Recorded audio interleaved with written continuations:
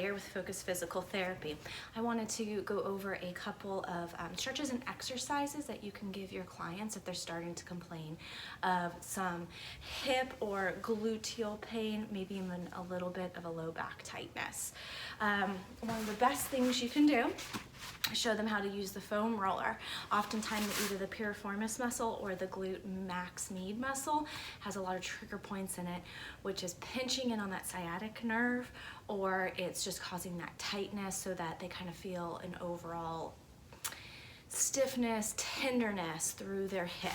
So teaching them how to roll on this before and after exercises about every other day will really help. So you have them kind of find that spot and then they can kind of sit there rolling back and forth over it. Anywhere from 3 to 5 minutes is a good time to do that, but they can just keep rolling around until they find the spot.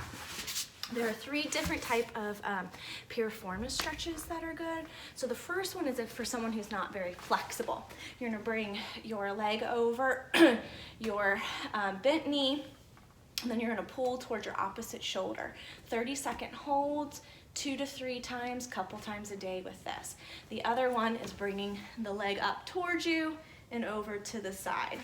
That's for a slightly more flexible person who doesn't feel it with the first one. The other way is sitting up tall and then leaning forward and seeing how giving that a good stretch through there. This is a great one to do at work when you can't lay on the floor. So starting in on some of the strengthening things that'll be really good for those glutes is the clam. So starting off, feet together, stomach in, lifting that knee up, not letting that hip roll.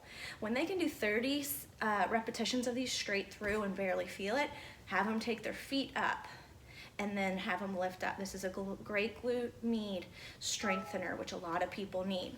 The other one is leg out to the side, doing a hip abduction. Working up to a set of 30 of these will also be very good. Again, stomach in tight.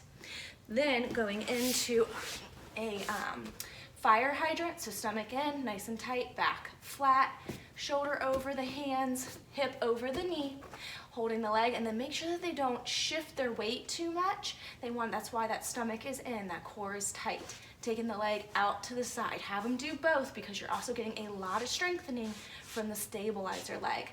Again, working up to repetitions of 30 so that they can really feel the burn. It's an endurance muscle, so they need to have more repetitions versus higher sets.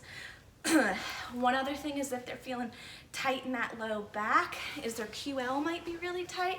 So bringing the legs to the side, lifting up and over, pulling themselves up and stretching that way. Again, a 30-second hold with those.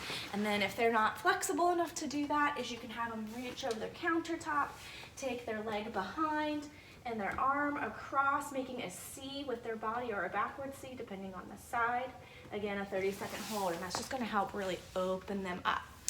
I'd give them at least a week or 2, and if they're not noticing any changes, that's when they probably need a little bit more hands-on work versus just being able to kind of try to fix it on their own.